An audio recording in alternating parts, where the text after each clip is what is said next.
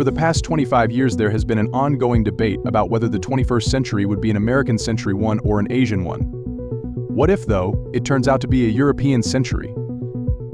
USA Daily News asked me to sketch out what the world would look like during and after a second Trump term. And after playing out the scenarios and studying real-world examples, that's the conclusion I came to: Trump would make Europe great again.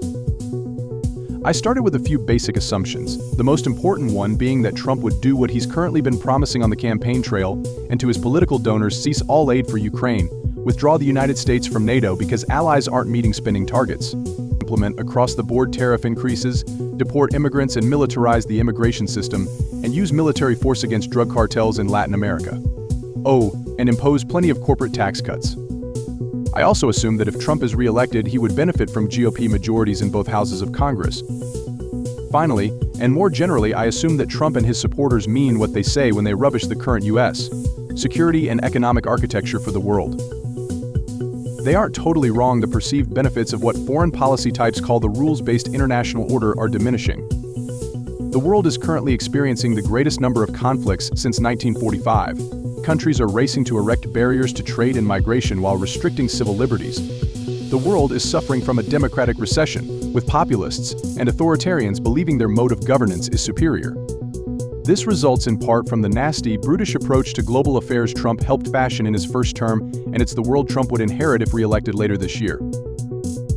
What I discovered as I played out this thought experiment was that foreign policy commentators have mostly focused on the immediate impact of Trump's second term.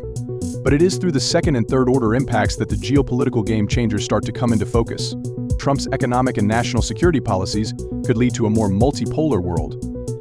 They are more likely to lead to a world in which nuclear proliferation accelerates, especially in Asia. The dollar ceases to be the world's reserve currency, and the United States loses its ability to attract the best of the best from the rest of the world. Eventually, Americans could find themselves on the margins of Pax Europa. Here's how that happens.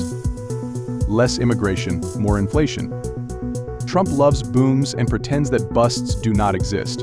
During his first term, Trump pushed through a significant tax cut and jawboned the Federal Reserve to keep interest rates low, all the while launching trade wars and immigration bans. These policies mostly worked while the U.S. economy was still recovering from the 2008 financial crisis.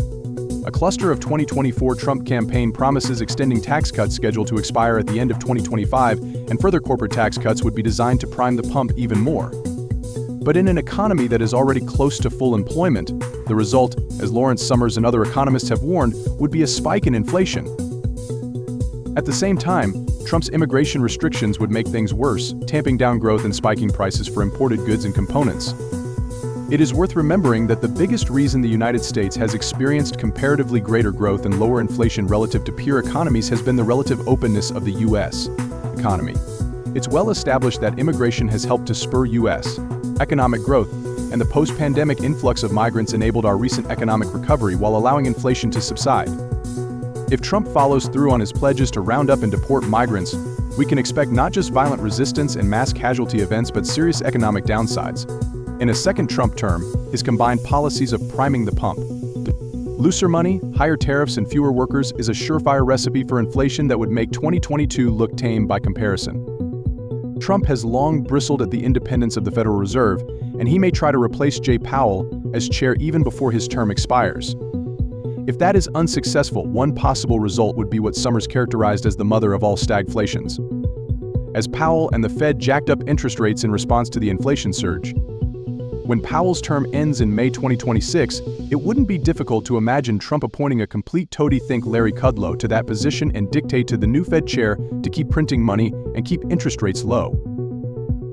A transatlantic trade war. When the economy is poor, the temptation to scapegoat foreigners is strong. Trump would respond to any inflationary discontent or stagflationary response by doubling down on his trade wars.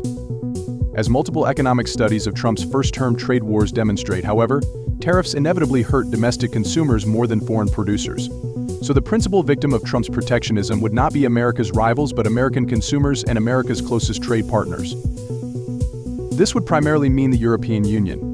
Consistent with his zero-sum economic worldview, Trump has always viewed the EU as an economic threat to the United States.